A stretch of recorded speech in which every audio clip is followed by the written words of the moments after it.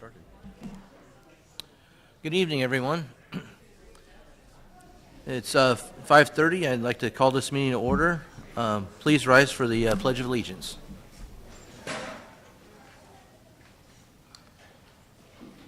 I pledge allegiance to the flag of the United States of America and to the republic for which it stands, one nation, under God, indivisible, with liberty and justice for all. Thanks for coming. This is the Monday, May 19th, 2025 meeting of the Whitko Community School Corporation Board of Trustees. This is a meeting of the school board for the purpose of conducting the school corporation's business. It is not to be considered a public meeting. Public comments are limited to items on the agenda. There will be a time for public participation as indicated by agenda item number 5. The board receives agenda item information and rationale for administrative recommendations for their thorough review before each meeting. Opening remarks, media recognition. We have no media signed in for tonight's meeting, so that puts us down to students of the month. First, we have from the Whitko Junior Senior High School, Emerson Harper, nominated by J.D. Maurer.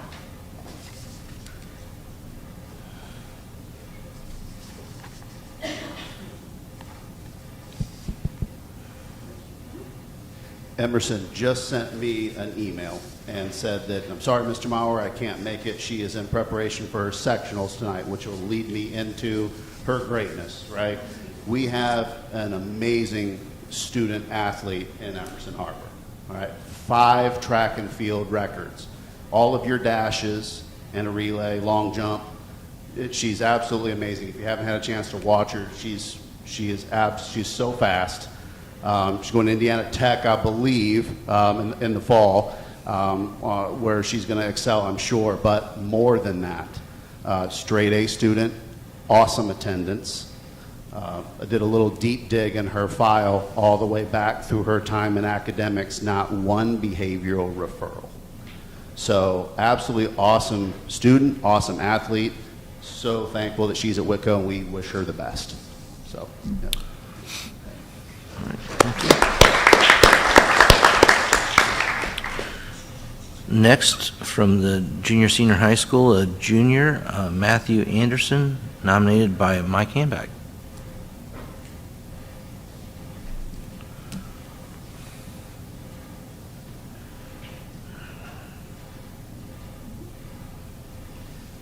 I'm always impressed with the number of students who get up every day, come to school, do their job, and go home. And especially do a really, really good job. Pretty much straight A students. And Matthew is one of those students. He's not looking for accolades, he's not looking for glory, he's not looking for recognition. Matter of fact, I don't think he wants it.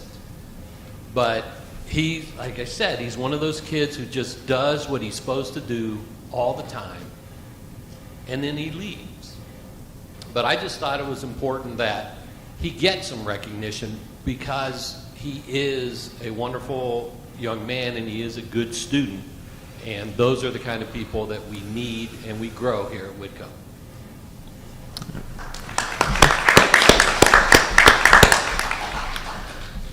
Next, from the Junior Senior High School, we have a sophomore, Taylor Bowers, nominated by Mike Hanback. Taylor is a student who came through junior high, was here as part of her freshman year, and then she left, and she has come back to us, which is great for us. She is one of those students who really puts her time and effort into what she's doing. She's energetic, she's enthusiastic, she's outgoing, and she's a good student. She's one of those people who works really hard to achieve what she wants to do. In fact, goes above and beyond until it's good to her. And her idea of good is at a slightly higher level than many of the other students that we have. So again, just another wonderful person who's going to be, has a great future, and again, one of those people that we really enjoy having at Whitko. Thank you. From the junior senior high school. Oh, Matthew just walked in. Oh. But Matthew has to come down so we can shake his hand. I'll come up, Matthew. You stay.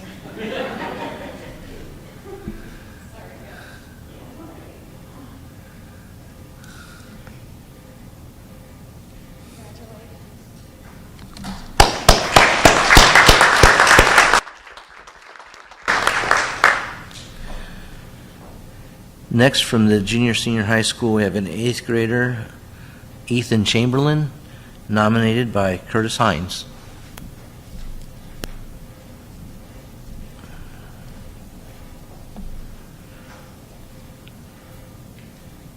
I wrote a few things down about Ethan before I came over today, and one of the things that struck me about Ethan, and I had him first semester and I've had him this semester, is that he's a very curious and very diligent student.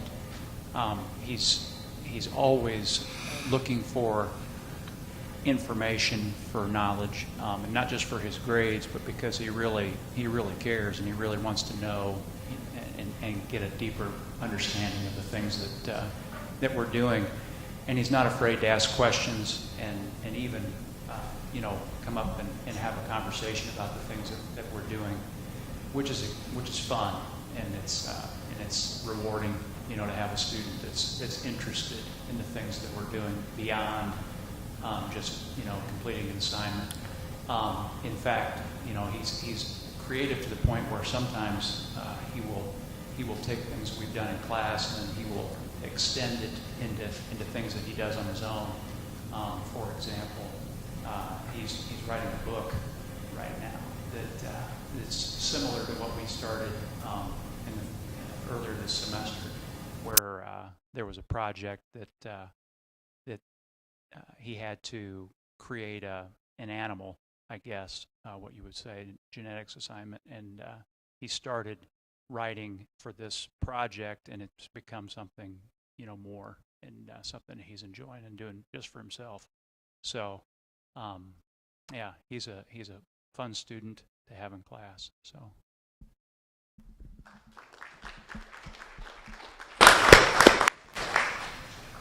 From the junior senior high school, we have a 7th grader, Levi Kenyon, nominated by Diana Nettleton.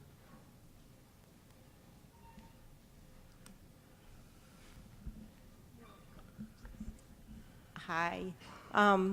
This year was my first year here at Whitko, and Levi was the first student who walked into my classroom here at Whitko. And he was a little disheveled, to say the very least. He didn't have things very organized, even being the first day. But throughout the year, I've just seen so much growth in Levi. I've been so proud of this young man. His work ethic has improved so much. He's gone through a couple of different moving times and other transitions and handled them so well. And I've just been very, very impressed with him. I let him know that. I really wanted him to be here tonight, but he wasn't sure if he would.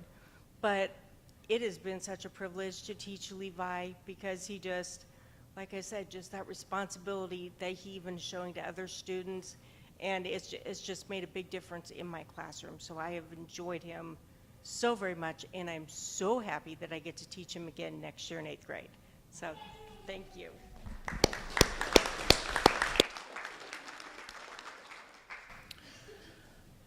Next, from the Career Academy, we have Kaylee Atkins, a senior, nominated by Hillary Stingray.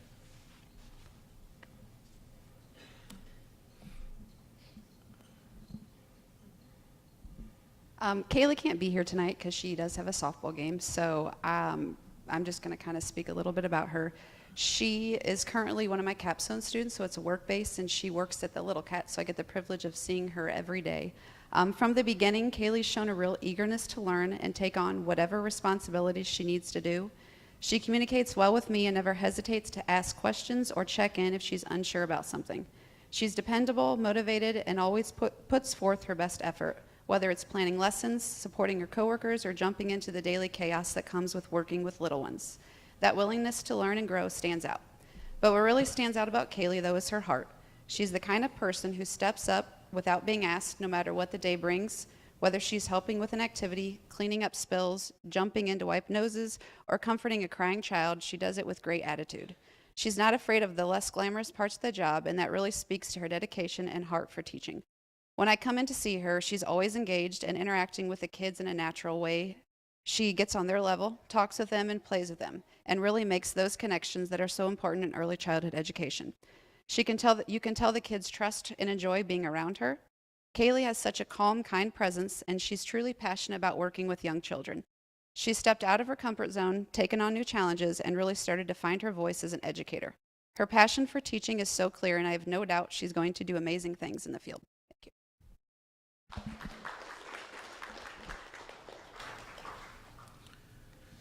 And next from South Whitley Elementary, we have a sixth grader, Christopher Schroeder, nominated by the school cafeteria staff.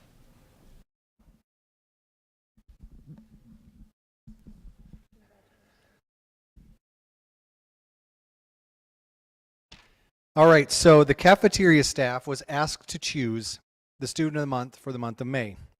We serve almost, so I'll read what they wrote, right? We serve almost every student on a daily basis. So while trying to choose only one student, we first established the criteria that was most important to us. Being respectful, saying please and thank you, being polite, quiet in the lunch line, ready to make lunch food choices, and is always kind and courteous to the others while in the cafeteria. Although several students came to mind, one student stood out as being the most consistent of all of these attributes. That student is Christopher Schroeder. We want to thank Chris for always being such a great example to other students and for making our job a lot easier. Congratulations, Chris. Keep up the great work. Mrs. Bechtold, Mrs. Powell, Mrs. Day, Mrs. Bollinger, and Mrs. Pickanu. Congratulations, Christopher.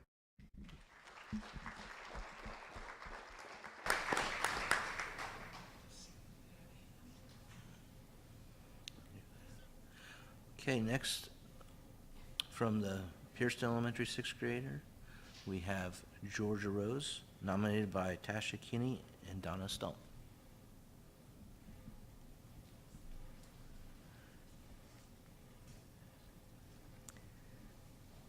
So this is my first year at Pierceton, and Georgia has made it, so wonderful. She's the first student I see every day. Always has a smile on her face. She has helped me with so many tasks that I can't even tell you. I am moving to the middle school, and she's still helping me organize, and she helps with the students that need that little extra push, which is so helpful because we can't always get to every single student, and she always knows exactly what to do. I just can't say enough positive things about her. I just want to add that it doesn't matter what needs to be done. We won a pizza party, and before I even knew it was happening, she had everything laid out so the students could go through quickly without being asked or told to do that. And she's also a peer support person in my classroom for a student for math. And boy, does she make him toe the line. And she always has a great attitude, always respectful, with just a little bit of sarcasm thrown in for fun. And she often keeps me on my toes, and she does all of these things while making high honors all 4 quarters.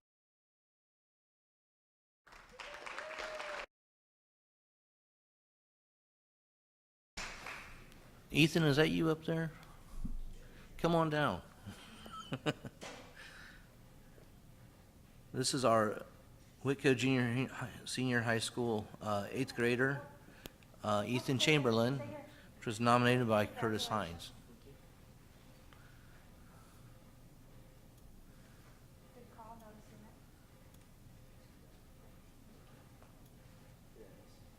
You did, but it's okay. We'll do it again. Yeah, I'll do it again. So Ethan is a lot of fun to have in class. He's a very curious-minded young man. He's not just pursuing his grades, he's pursuing knowledge and understanding of the things that we're doing. in class and isn't afraid to ask questions or to come up and have a conversation about the details of things that we're doing. And that makes the day, you know, a lot more fun for me. So, and his creativity and the writing of stories and just, you know, doing things that are beyond what we're doing, the scope of what we're doing in class, is enjoyable. It's enjoyable to observe it, to see it, and he's having fun with the things that we're doing. So thank you very much. It's fun to have you in class.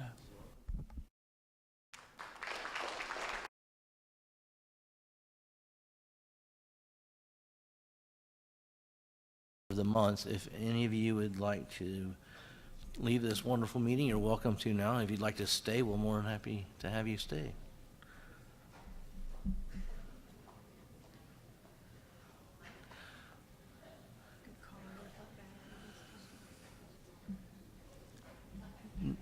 Okay, next we have item 2.3 is a special presentation on the Whitko Archery Club report for their season this year.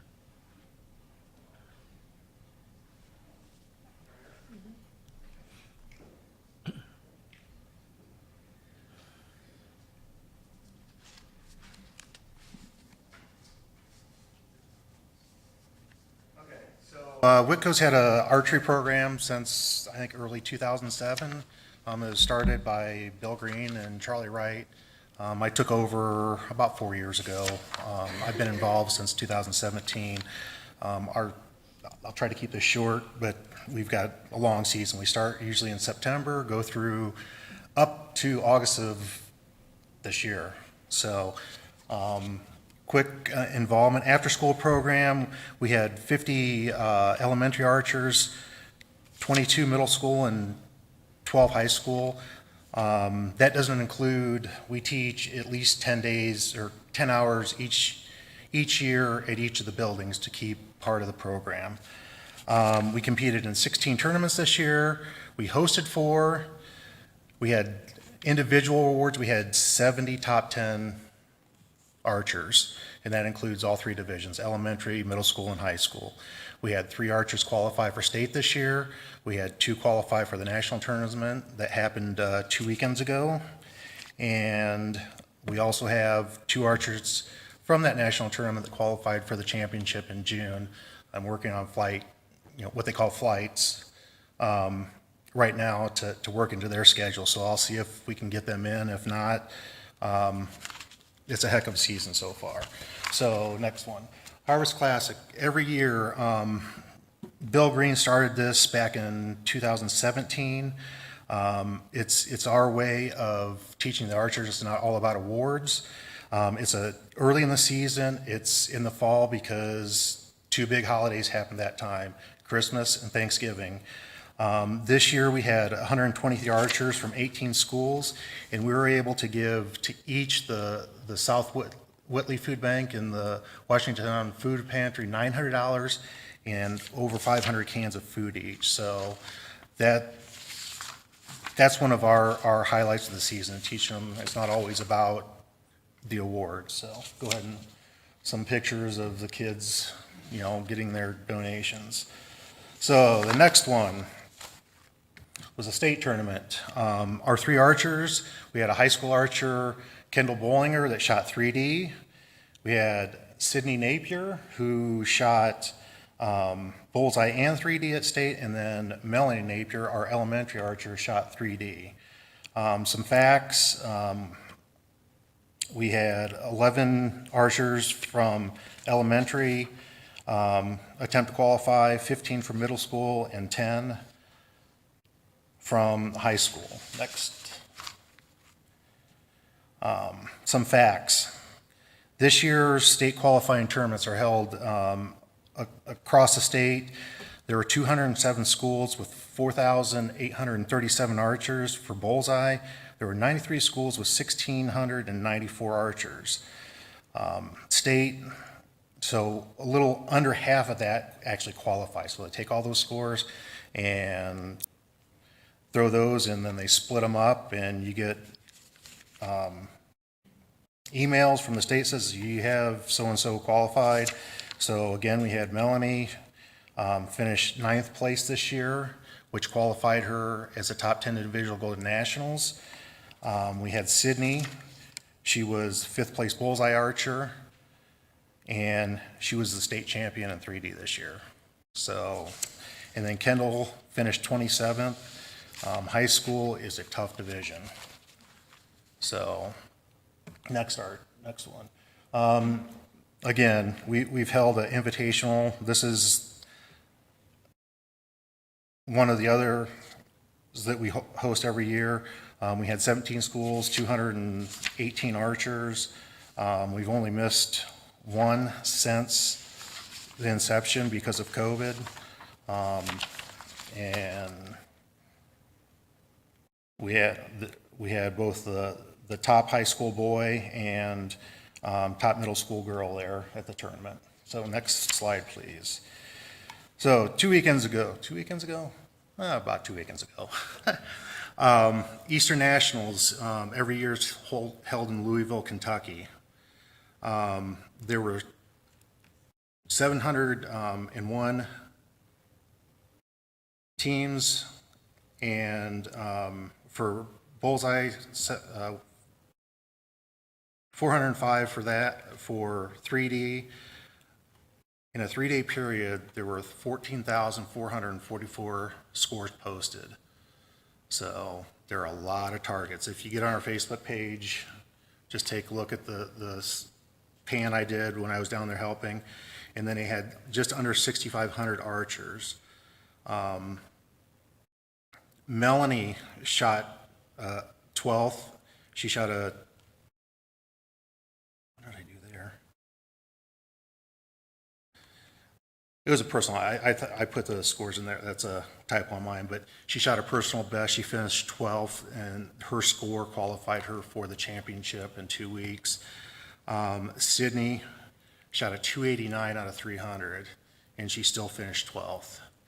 And that score qualified her for the bullseye portion, and she finished 66 with a 278. So these kids are phenomenal. Like I said, we're still working on, shooting times for Myrtle Beach.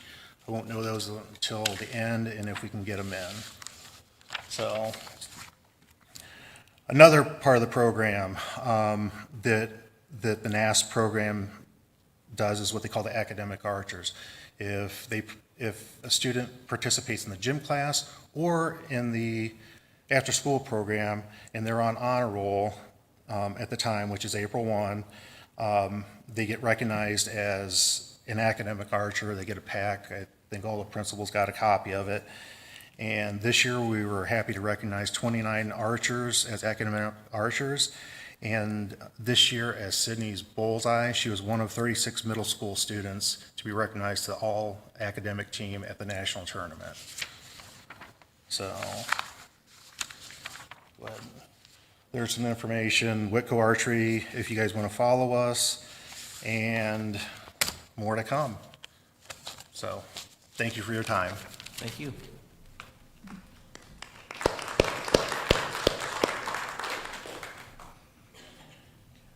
Okay, next we have a special presentation on SB1 by Lynn Leininger. So that's the act you have to follow, Lynn, with this. You be good? What's that? You got to follow that act with this. I know, right? Good news. Exciting legislative information here, so. I've provided the board with these copies of papers that I'm going to go through right now. Hopefully it's able to read for the people out in the audience.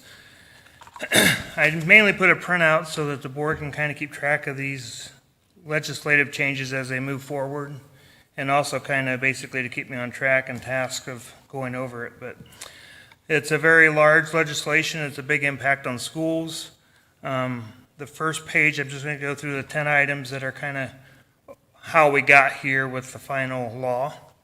Item 1 says Senate Bill 1 and House of Representative Bill 1001 is the state budget. Governor Braun introduced the proposed legislation in the long session, which was for the biennium budget period. The bill was passed by both houses and signed by Governor Braun. Very extensive changes and impacts on schools and the way funding and financing is going forward, as well as for all taxing units. It is up to the agency of the Indiana Department of Education, the Department of Local Government Finance, State Board of Accounts, and other legal entities to basically unpack the legislation and make sure that they are carrying out the law the way the legislatures plan to have it, the intent of the law. So basically, they have a 400-page document they're going through now and trying to make sure that they can carry everything out forward. I was at an ISBO meeting a couple weeks ago, and they were still working through all the documents. So we don't have a whole lot of information, but I'm going to kind of highlight the important parts of it. Some portions of the law are effective for the next school year of 25-26. Some portions of the law are effective later on, a couple years down the road. And even they've carried this law out through 6 years through 2031. So they've actually went beyond a 2-year budget cycle. And in the state of Indiana in April of this year, they have been experiencing slow growth in revenue projections because of recession and other factors. They are forecasting over the next 2 years, Medicaid will be losing or be short about $2.4 billion. So they're working within these parameters trying to fund a 2-year budget. And that kind of goes with item 7, that only 5 government agencies throughout the state were provided increase in funding during this next 2-year cycle. With K-12 public education receiving a 2% increase per year for the next 2 years. That is about a projected $640 million increase, and making the funding level appropriation for K through 12 education $9.5 billion. In the long session of legislation, typically a state budget bill is the primary focus of the legislature, but this year, even though it was still very large focus this year, property tax relief was a primary rollout of this bill, to the point where Governor Braun, when presenting the state budget, stated that this is a bill that will reduce property taxes for all homeowners and Hoosiers throughout the state. It's still very early in the process, but what I'm going to try to do here is go over the various items in the law with the possible impact of Whitko schools and kind of give you anticipated execution dates of these various laws moving forward. The first part I'm going to talk about is the education fund impact of the legislation. As I did state, the 2% increase is funding for 2 years for the state budget for K through 12. Just because they put 2% more money in for the 2 years, 4% total, doesn't mean all schools get that same 2%. As ADM for schools that are increasing enrollment, they will probably receive an increase and maybe even more if they're increasing their enrollment by more than 2%. With those that are decreasing or declining in enrollment, they will receive less funding than the 2% increase, potentially even a decrease in funding in some situations. The effectiveness of this portion of the law was for the 25-26 and the 26-27 calendar or school years. They also proposed the elimination of local income tax to all taxing units throughout the state, which includes schools. Whitko is currently receiving almost $250,000 annually from this, and we actually deposit that all into our education fund. So the elimination of the state tax will be effective for the 2028 calendar year. So that's something to keep in mind. That's an actual revenue we use in our education fund to fund our expenses. The implementation of sharing revenue with charter schools was introduced and approved. Whitko has a student attending, if Whitko has any students attending a charter school during this 2-year period starting with 2027, we as a school have to share our revenues with that charter school in the operation fund. But the caveat on this is it has to be over 100 kids or 2% of your ADM. So our ADM we'll be looking at is we have more than 22 students attending charter schools in 2027. They would be able to share a part of our revenue of operations. which I don't think we have a whole big area of people attending charter schools, but that's just a new law out there. The state appropriation for teacher appreciation grant was looked at, and there's a big change in legislation for the allocation of that. Whitko in the past had allocated tag money based on teacher evaluations of the previous school year. This will now be a competitive grant, so schools will compete for this money going forward. The state formula for the tag distribution is currently being calculated and determined, but one part of this law says only 20% of each school has to identify teachers that will be selected to participate in the tag money. So it's not across the board tag anymore. It's a limited, determined group of each school at a 20% level. And this is effective for the 25-26 school year. Tag will be distributed in April of 2026. And there will not be any tag distribution in December of this year because this appropriation is being replaced by new legislation. So this is moving forward a change as well. Additionally, it moves minimum salaries for teachers employed in school corporations to $45,000. Current statewide threshold is $40,000. At Whitko here, we're currently at a $41,250 threshold for all of our new teachers with no prior teaching experience. This is effective starting with the 25-26 school year. So when we look at next year's pay schedule for teachers, we'll have to incorporate the minimum salary of $45,000 and work from that, how that scale will look going forward. The operation fund impact of this legislation is dealing mostly with the property tax changes that they've implemented. They're going to phase in increasing property tax deductions for homesteads. Next year, 10% deduction of all home properties with a maximum of $300 will be reduced off of all the homesteads tax bills. Then they propose, this is where it gets to 2031, they're proposing to gradually increase that deduction up until 6 years out. And their intent at that point is that a home value will only be a third of what the actual value is for taxation purposes. So if you have a $300,000 home in 2001 valued as your assessed value, the taxing ability for taxing units is just a third of that value. We would only be able to tax on the $100,000. Farmland and commercial property by 2031 will be 2/3 of its assessed value. So if you had a $600,000 farm valued, you would only be taxed at the $400,000 level of that value. So there's a lot of information and instructions on how this will actually be carried out and implemented. But it does start with 2026 and goes through 2031. An additional 150 home property tax credit for individuals over the age of 65. So that's in addition to the 300 max above. If you're over 65, you can get up to another 150 for being 65 or older. Control projects will be subject to the election year referendum. The threshold for control projects on debt service rate is 70 cents right now. Whitko, we're currently at 45.56, 45.5 cents. What they're saying is if you get to a level of 70 cents tax rate, you'll have to have a general election referendum to approve that debt service.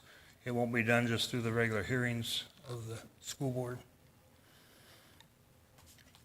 So all these impacts on operation, it says here, the declining assessed value along with the restriction on debt service work together in moving all units to a debt service rate of 70 cents. And what I'm kind of meaning by that is even if our tax dollars collected from one year to the next, the reduction in assessed value on the bottom end of that will make our tax rates go up. So if we're looking at a third of assessed value for the same dollars collected in taxes, you're going to have a higher tax rate to cover that. So how that all acts in with that, we're not sure yet. So right now, we're at 97.67 for our taxes this year, which is right under $1. And if we were to lose assessed value as proposed, it would probably be $2.50 or more in 2031. And that just isn't our school, that's all schools, all taxing units, because the base is going to be reduced dramatically on what taxpayers are paying. The state has a effort to reduce operation and debt service tax dollars collected. In 2026, all they've done at this point is left things the same. We'll be able to raise an additional 4% in property taxes for schools operations fund. However, they never did come up with what we're doing going forward. The Senate side was talking about leaving it constant or 1% increase for several years, and they haven't actually came up with that. So, and that'll be effective for 2026 school year as well. So, any questions? All right, thanks. Next, we go to 3.0 reports, principals and directors reports. First up is Christy Hopper, Pierceton Elementary.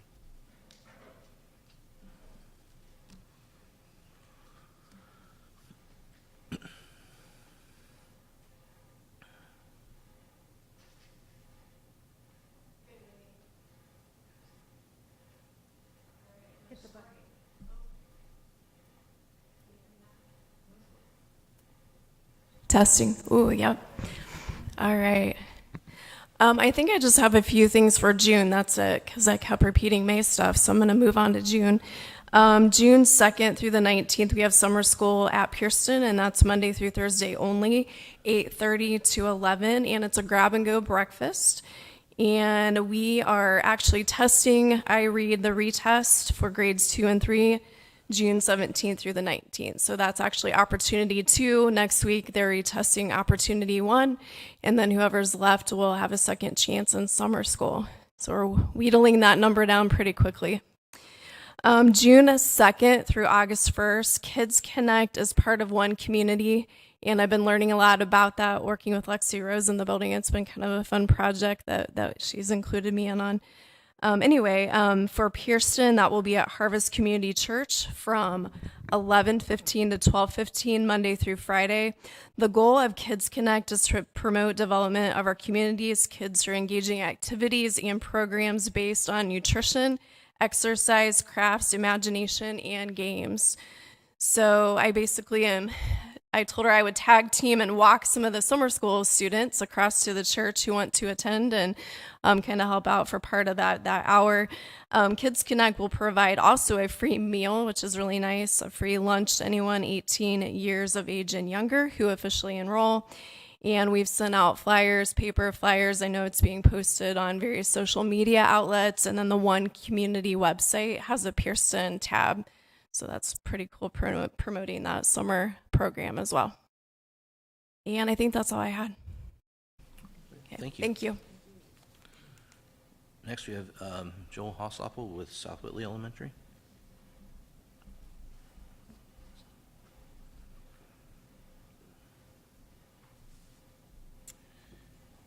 As we wrap up, tomorrow starts our iRead retest. This is our chance to take, we've been doing our boot camp like we've told you.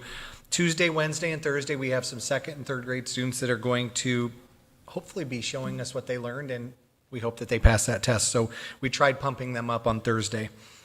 Our PTO is sponsoring our field day, which is this Friday, May 23rd, and we're so thankful for the support that all the families that make up our PTO give to South Whitley.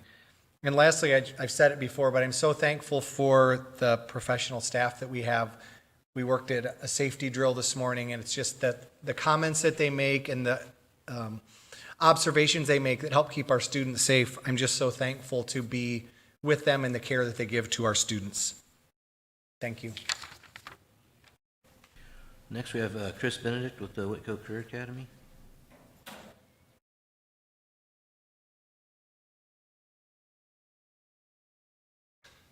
Trying to turn this this off, just move it up. I want to bend over.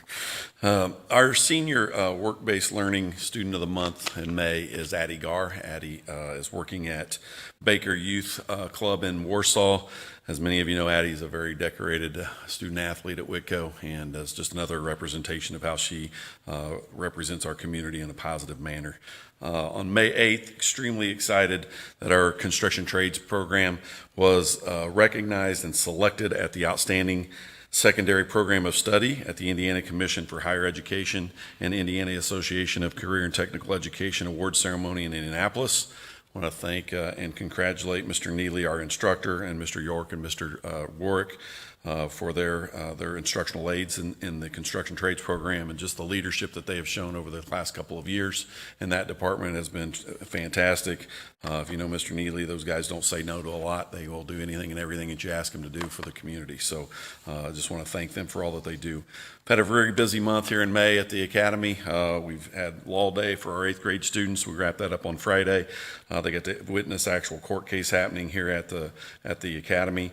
We had our first orientation night for CTE that brought in our students from Cherubusco and Columbia City, as well as our own students, to just give some information to parents about what CTE is and what that would entail for the next year for their students, and how that affects graduation for them with the Box 2 and the Box 3 requirements, and just to get them acclimated to the building and understand what our lab spaces have to offer. So it was a very neat night. We also completed 2 weeks ago a rally point evacuation drill. I want to thank Mr. Maurer and all he does for our students' safety and the work that he puts into all of our drills that we do. That went extremely well out here.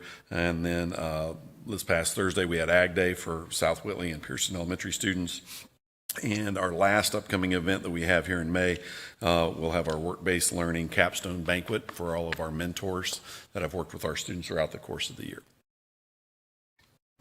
Thank you. Next, with the junior senior high school, we have Jody Clark.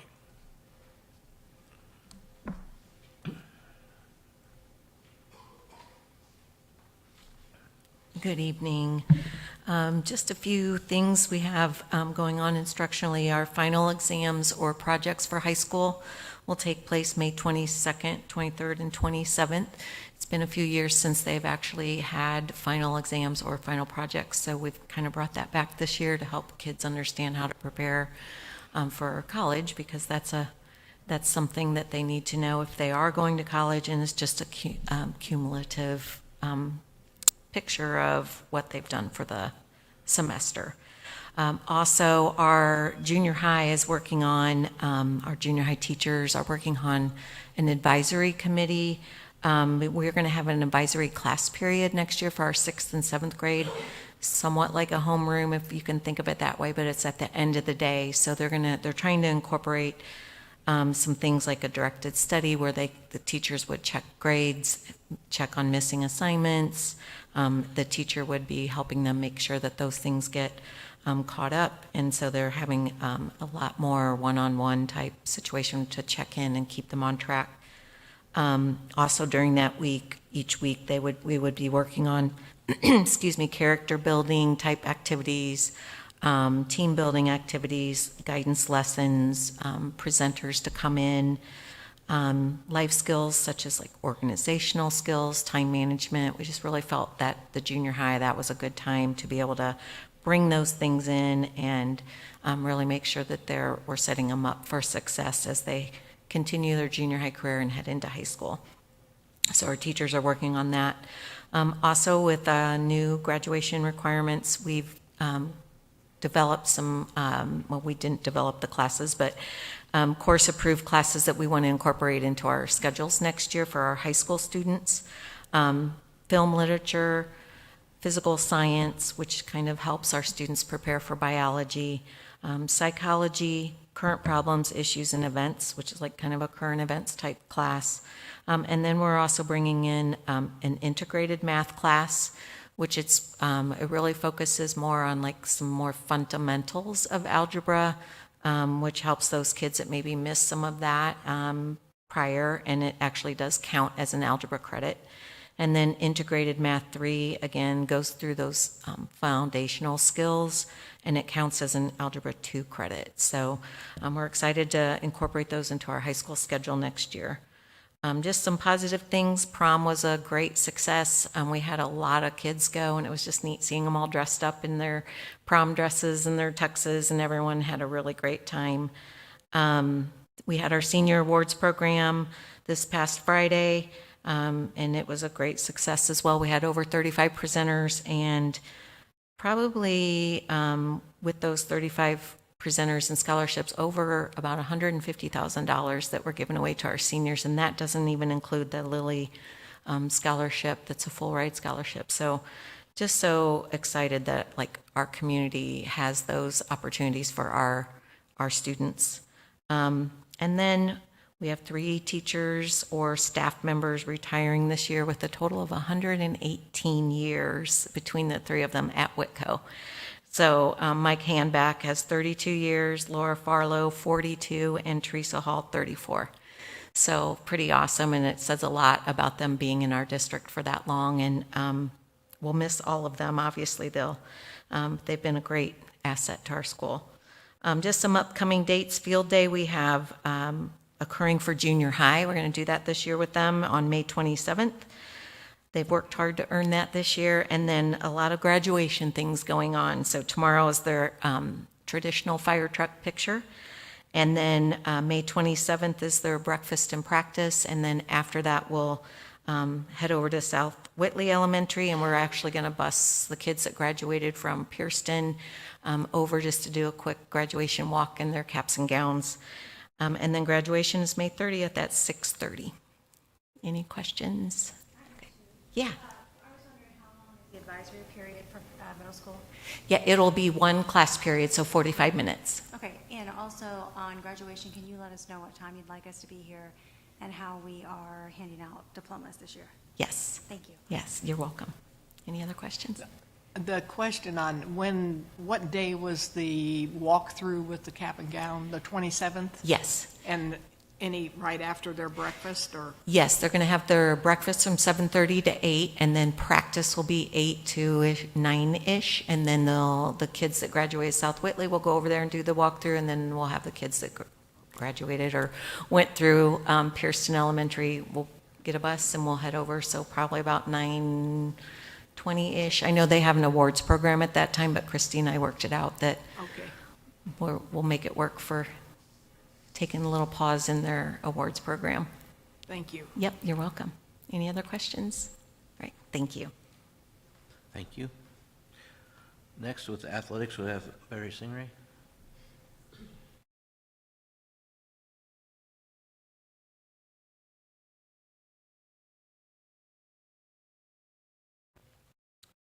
Good evening.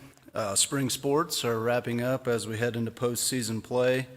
Boys and girls track have their sectionals this week. Girls will be this Tuesday at Bremen, and boys are Thursday at Plymouth.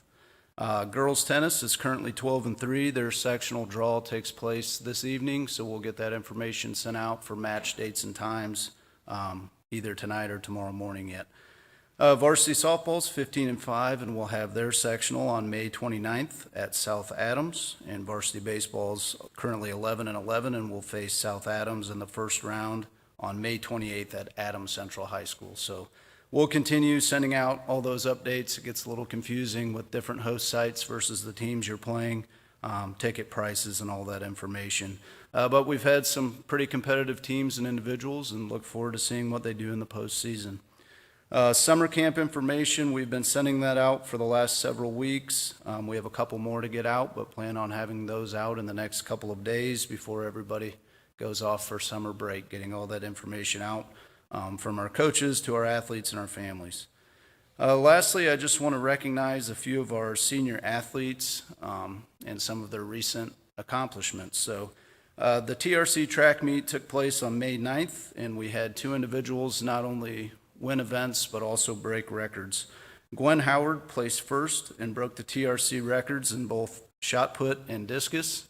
Both were her records from last year, but was still exciting. She's a very committed athlete and very dedicated to what she does, and I know Her expressions might not have shown it, but she was definitely probably pretty excited to be able to break her own records. I know she's very competitive with herself.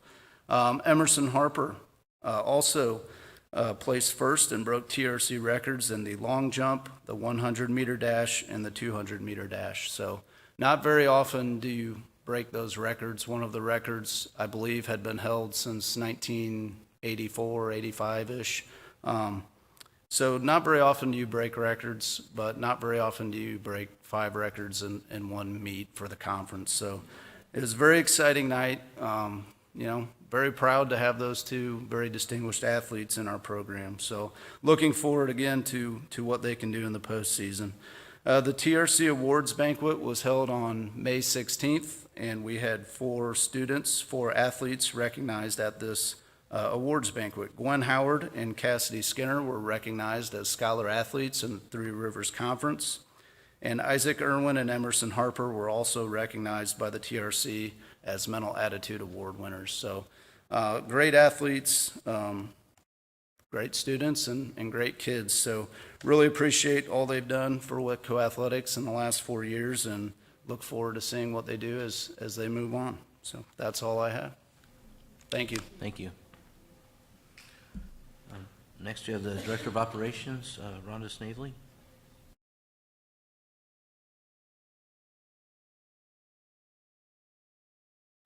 Good evening.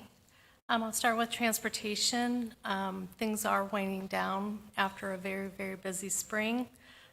We're working to schedule all of our drivers for bus turn-in. We're going to do it a little differently this week and have them actually schedule a time so that we can take our time to go through the buses, see what maybe needs done over the summer, and just make sure that they're in tip-top shape. And then they will meet with Robin and I to go over, turn in their binders for updates, and then go over what their availability is for next year as far as trips and shuttles, because we do have some of those open as well.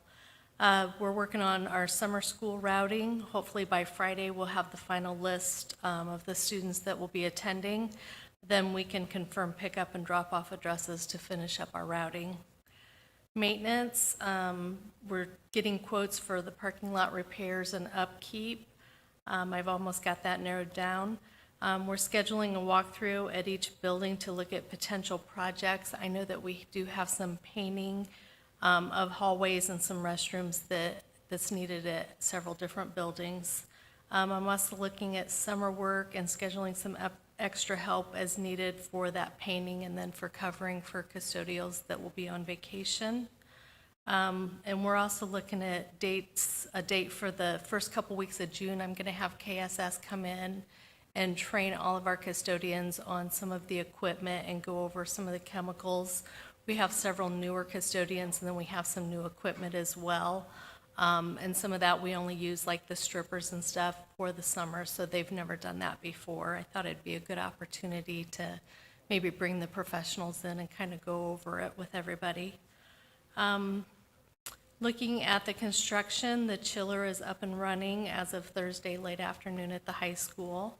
The fence has been installed around the chiller, and they are continuing to install the ductwork for the HVAC in the new classrooms. Countertops for the restrooms have been installed in D-Wing, and all the door hardware is complete, and the metal siding is probably about 90% complete. The new wing, the roofers have dried in the roof, allowing interior work to begin. If you go through now, they actually have the brickwork laid out where you can see the individual rooms and the restrooms and kind of see the layout of everything, and it just gives you a new perspective when you actually see walls. 70% of the interior walls are complete now for the new wing, and working on setting some of the door frames. They're going to be going through and cleaning all the D-Wing that was renovated to begin the internal punch list to prepare for classrooms to be occupied. Once we've done that, then they can start moving some boxes in and some of the bookshelves and stuff that the teachers might want in there for next year. And I think that's it. Does anybody have any questions? Thank you. Thank you. Next, Director of Special Services, Carrie Walmer. I just have a couple things. PREETS, which is our pre-employment transition service, our activities continue to show positive momentum, and this is partnered with Easter Seals. We currently have 13 students that are enrolled and actively participating in services.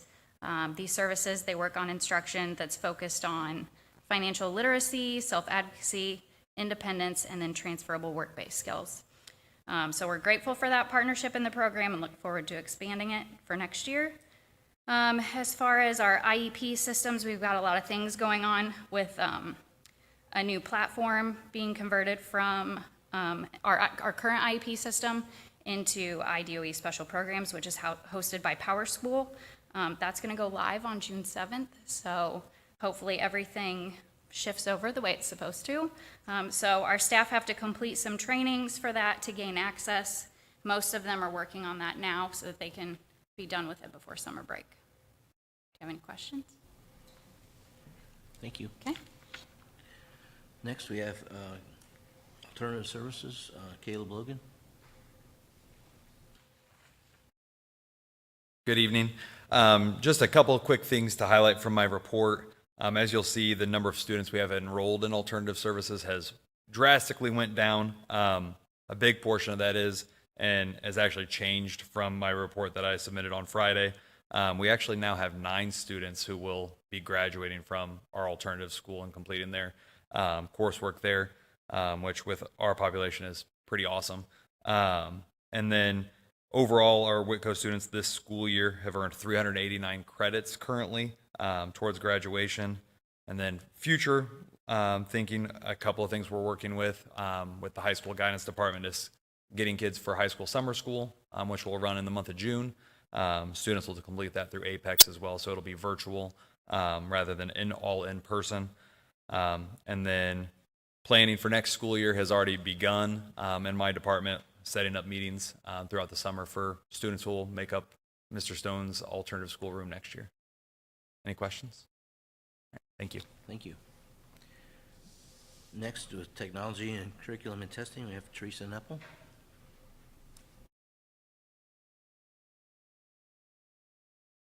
Good evening. A reading update.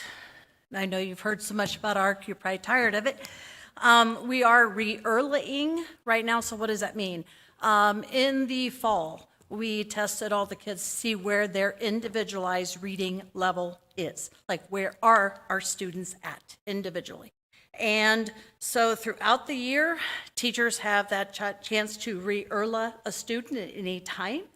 And now, towards the end of the year, we're going to re-ERLA again. So it's kind of like the NWEA. In fact, very much they correlate. They actually compare quite nicely with the results. So I thought instead of giving you all these stuff, I'll just give you some student data that I just took snapshot of. Not the student name, but the grade level and their growth. So for example, and I went from building to building. So kindergarten and first grade, I looked at South Whitley. No rhyme or reason, just kindergarten was 1.76 years of growth. Now I'm referencing a student, okay? The student came in at 2Y. 2Y is a read to me level. So we met them where they're at. And at the end of this year, they're now to 2B. 2B is at the end of the first grade level as a kindergartner. So they're above grade level. Another student, first grade, 2.79 years of growth. That's just this year. Came in at 1B, first grade, first semester. Okay? Now they're ending at the white level, which is at third grade level. Okay? Pearson looked at fifth grade and a sixth grader. So a fifth grader, 2.37 years of growth, again, just this year. Came in at the white level, third grade, so they were 2 levels below their grade, and now they're ending at grade level at the orange. So again, we're meeting the kids where they were at and showing growth, okay? Obviously, we would love our kids to be coming all at grade level, all at, or really close, but we got to meet our kids where they're at. Sixth grader, 3 years of growth, again, just this year. Sixth grader came in at the white level, third grade, ended at the purple, which is sixth grade. At the junior senior high, I looked at 7th and 8th, I went for the higher numbers. So I have an 8th grader, 3.58 years of growth. Now, I'll put a little perspective. This year's 8th graders, last year they had a rough start. We only did a semester of reading, and it was all the teachers helping with reading. This year, it's ELA teachers spending all year doing reading. Okay, so we've gotten better at it. This student came in at the 5th grade level, and now the student is ending at the 2 bronze, which is right at grade level. Another 8th grader, 3.5 years of growth. This student came in at the black level, 4th grade, and again has ended at grade level. Both, and I know the story behind both of these, mindset is important at middle school, and both are very competitive, but yet both had shared that they were reading on their own at home before going to bed. So getting the books in the hand, which is what we've been doing at the younger grades and at the older grades, but also encouraging that reading outside of class time. NWEA is wrapping up, and teachers are comparing data. The NWEA growth from fall to spring, it's correlating spot on right with ARC growth from fall to spring. So they correlate quite nicely. It'd be nice to see what the iLearn is in addition to all that. Math update, we do have our iReady math materials in and supplies for our teachers, and we're going to be rolling out our first PD, Professional Development Opportunity, May 30th, which is the first day of summer for teachers. We have approximately 22 K through 8 math teachers coming in to get additional professional development. And I'd like to get their teacher books in their hands. We won't have the rostering done, but that's out of our control because Power School doesn't roll over until July. So rostering and seeing their class list won't happen, but at least teachers can have material in their hands. And that is about it. Any questions from you guys? All right, thank you. Thank you. That concludes our reports section. We move on to 4.0, which is donations and grant update. That's presented by Dr. Corus. All right, so we have $2,500 for Whitko's Ag program, and that comes from $1,250 from Ag Plus, which is a matching grant from Land O'Lakes, so another $1,250. $3,400 donation from Lex Lil Rental to support Whitko Athletics. And lastly, $763 from American Online Giving Foundation to support the WCA robotics team. And thank you for all those donations. Okay, thank you. Moving on to 5.0, we have no signups for public comments regarding agenda items at this time. So we'll drop down to 6.0, which is business reports and consent agenda. We have the minutes for the April 17th work session and the April 21st regular meeting minutes. Payroll claims for May 9th and May 23rd. Claims for May 15th, monthly transfers and voided checks. And then we also have, the revenue, appropriations, and extracurricular activities reports, as well as personnel changes that you see. May I have a motion to approve the entirety of 6.0? I move that we approve the business reports and consent agenda as presented. Second. It has been properly moved and seconded. Is there any discussion? Seeing none, we will proceed to vote. All those in favor, please signify by saying aye and raising your right hand. Aye. All those opposed? The motion passes. New business 7.0. First is 7.1, the approval of the Whitko Junior Senior High School and Whitko Career Academy course descriptions. May I have a motion to approve?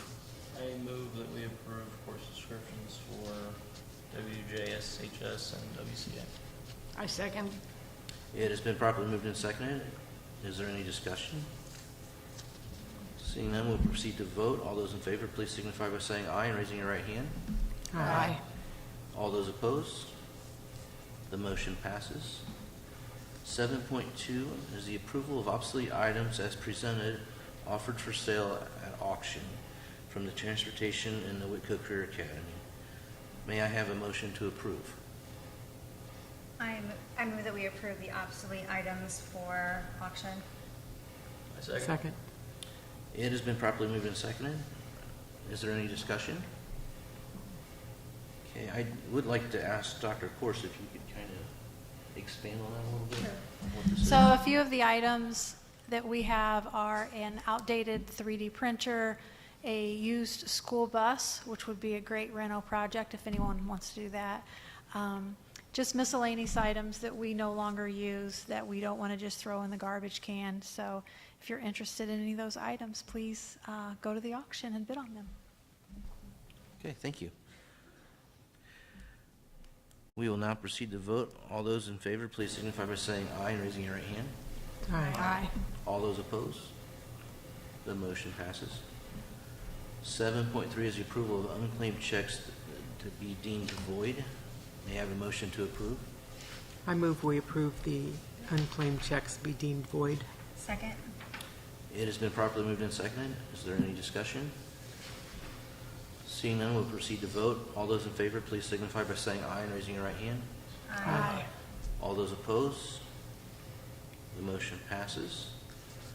7.4 is the approval of a 5-year Perry Protec contract extension, proposal number 2, for copy machines and copies. May I have a motion to approve? I move Sorry. Go ahead. I move that we approve the Perry Pro contract extension and the copy machines and copies. I second it. It has been properly moved and seconded. Is there any discussion? Okay, Dr. Corse, would you like to expand on what we're doing here? I would love to. So we will be replacing all of our copiers with an updated version. There will only be one color copier in each elementary building, so they'll have to walk to, I'm getting looks from the elementary crowd. So they're going to have to walk to use that specific copier. There will be 2 in this building and then 2 at the high school as well. It also gives us a locked-in rate, so we have the rate up this year, and then we get that rate for the next 5 years, regardless if the price goes up. And we are looking to eliminate some of our copy costs. We believe the savings will be anywhere from $1,000 up to $3,200 a month of savings for that. So we're also looking to limit student copies. Currently, they can make as many copies as they want. So we'd like to put a limit on them for 50 copies per month about that. And we can adjust that if we feel like that's not enough. But it's definitely a savings for us and it's time to renew our contract as well. Okay. Is there any other discussion? Yes, Dr. Corus, will that information that we received be shared with staff so they can see the Yes. cost difference and how many copies are being made? Yes. Great. And that'll be, so currently we have not sent out who are the tree killers in the district. So that will be something that will be coming. And I love looking at the teachers. They're giving me stink eye right now. But we do have a few people that are copy bandits, and it's just not a good use of our tax dollars. So we're just going to try and rein it in a little bit. So we will be sending that out. That good news will come soon. So. Anyone else? Okay, we will now proceed to vote. All those in favor, please signify by saying aye and raising your right hand. Aye. All those opposed? The motion passes. 7.5 is the approval of Joe Hoffman's appointment to the South Whitley Community Public Library Board of Trustees. May I have a motion to approve? I move that we approve Joe Hoffman's appointment to the South Whitley Community Public Library Board of Trustees. I second it. It has been properly moved and seconded. Is there any discussion? Seeing none, we'll proceed to vote. All those in favor, please signify by saying aye and raising your right hand. Aye. All those opposed? The motion passes. Approval of trip rate pay with a 2-hour minimum for minibus drivers transporting students to extracurricular activities. May I have a motion to approve? I move that we approve the trip rate with the 2-hour minimum for the minibus drivers. Second. It has been properly moved and seconded. Is there any discussion? Seeing none, we'll proceed to vote. All those in favor, please signify by saying aye and raising your right hand. Aye. Aye. All those opposed? The motion passes. 7.7 is approval of Neola Policies, Volume 37, Number 2, Part 1 and Part 2 on first reading. The second and final reading is set for the June school board meeting. May I have a motion to approve? I move we approve the Neola Policies, Volume 37, Number 2, Part 1, Part 2 on the first reading. Second. It has been properly moved and seconded. Is there any discussion? Seeing none, we'll proceed to vote. All those in favor, please signify by saying aye and raising your right hand. Aye. All those opposed? The motion passes. 7.8 is the approval of field trips. May I have a motion to approve? I move we approve the field trips as presented. I second it.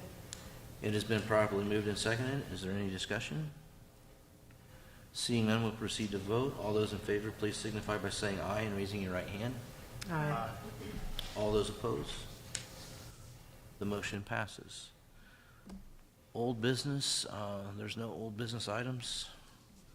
Miscellaneous administrative items, do you have anything, Dr. Forrest? I do have a few things. So I would just like to speak about Senate Bills 1, property tax reform package. It will definitely reduce our local revenue in 2026. So next year, our budget is set, and we're still trying to be fiscally responsible, but that work is done. So we need to be thinking about the following year. These aren't theoretical cuts. These are real dollars that help us pay for transportation, building maintenance, utilities, and staffing. As we look for smart ways to save the district money, such as renegotiating our copier contract or switching service providers for our school board policies, we continually look for ways to stretch our tax dollars further. It's not something that we take lightly. We just don't go around with an X and start marking things out. We definitely talk through it. As we close out the school year, I just want to take a moment to reflect on the incredible work happening across our district. I've said many, many times, people have no idea the great work that happens within Whitko Community Schools. I'm working on that. We do have a marketing plan. It just takes a minute. So thank you for our parents and our community for trusting us with your child's education. Please go out and recruit your friends and family for us. We need warm bodies too. Thank you for my staff for an amazing year. I love seeing teachers show up and my administrators. I know you're all exhausted. Hang in there, you're almost done. I just want to say thank you and congratulations to our retirees. Working in education as long as some of our retirees is just an impressive thing. I hope that you all have a wonderful and safe summer. And lastly, we are opening a Kids Connect in Larwell as well, a summer food program. And we are currently looking for a director, which is about 2 hours a day, and it pays $45 a day. So with that, I hope everyone has a wonderful, wonderful, safe summer. All right, thank you. Item 10.0, public comments on non-agenda items. We have no signups for public comment regarding non-agenda items, so we'll move down to 11.0, which is the miscellaneous school board items. Please note that the next work session is going to be on a Tuesday, June 10th, in the tap room at 5:30 instead of the normal Wednesday, and there'll be another notice going out. And then our next regular meeting is Monday, June 16th, here in this lecture hall at 5:30. At this time, I would like to entertain a motion to adjourn. Everybody did. Second. I second. All those in favor of adjournment, please signify by saying aye, raising your right hand. Aye. Thank you all. We are adjourned.